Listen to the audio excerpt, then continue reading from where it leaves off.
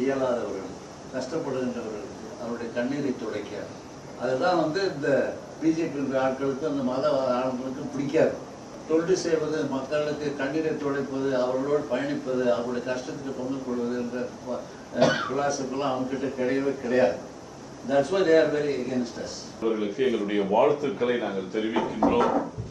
உங்களுடைய குரல் மிக வலிமையாக, பலத்த குரலாக டீலிமிட்டேஷன் பில்லுக்கு குரல் கொடுத்ததை போல, நீதியை நிலைநாட்டியதை போல, நீங்கள் இன்னும் பல issues and concerns, not only the Christian minority but also at large, எல்லாருக்கும் எங்கெல்லாம் வாழ்வு அச்சுறுத்தப்படுகிறதோ நீங்கள் குரல் கொடுத்து நீங்கள் எப்பொழுதும் நீதி நிலைநாட்ட இருப்பதற்காக எங்கள் மகிழ்ச்சி. ஒட்டுமொத்த கிறிஸ்தவர்களும் உங்களோடு நாங்கள் நிற்போம் என்பதை எந்த விதமான சந்தேகம் இல்லை. தேங்க்யூ. தொடர்ந்து உங்களுடைய பயணம் நிச்சயமா வெற்றி சிறக்கும் என்று சொல்ல எங்களுக்கு எந்த சந்தேகமும் இல்லை, எந்த கொஞ்சம் கூட டவுட் இல்லை.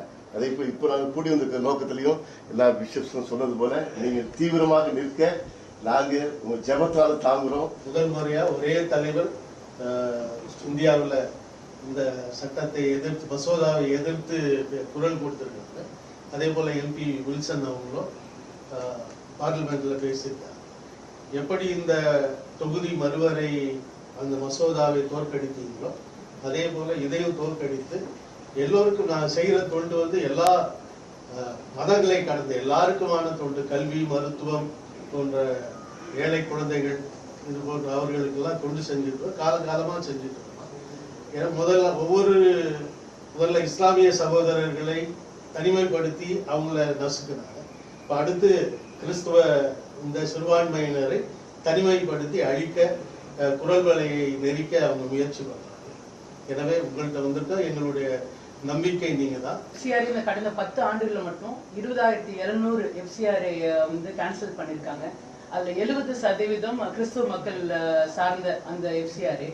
அது போதாதுன்னு இன்னும் அதிக எங்களுக்கு தாக்கத்தை ஏற்படுத்தக்கூடிய இந்த அமெண்ட்மெண்ட் பில் கொண்டு வர இருக்கிறார்கள்.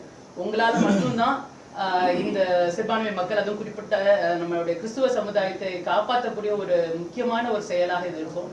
எப்படி நீங்க டீலிமிட்டேஷன் அந்த பில்லை அந்த அமெண்ட்மெண்ட் பில்லை நீங்க டிஃபீட் பண்ணீங்களோ அதே போல எங்களுக்கு இந்த எஃப்சிஆர்ஏ அமெண்ட்மெண்ட் பில்லையும் டிஃபீட் பண்ணி தர நாங்க எல்லா கிறிஸ்துவர்களும் உங்களை அதிகமாக வேண்டி கேட்டுக்கொள்கிறோம். இதை கண்டிப்பா நீங்க செய்வீங்கன்றதை உறுதியா நாங்க விசுவாசிக்கிறோம். God bless you. எல்லோரும் சொன்னது போல எஃப்சிஆர்ஏ அமெண்ட்மெண்ட் பில் முக்கியமான தோற்கடிக்க வேண்டிய ஒரு பில். அது இன்ட்ரடியூஸ் பண்ணாத அளவுக்கு தோழமை கட்சிகள், குறிப்பாக இந்தியாவில் இருக்கிற தோழமை கட்சிகள், அவங்கள ஒன்றா கூட்டி இதில் நம்ம டிஃபீட் பண்ணோம்னா ஐயாவுடைய வழிகாட்டுதலின் அடிப்படையில் நம்ம அதை செஞ்சால் அதை இன்ட்ரடியூஸ் பண்ண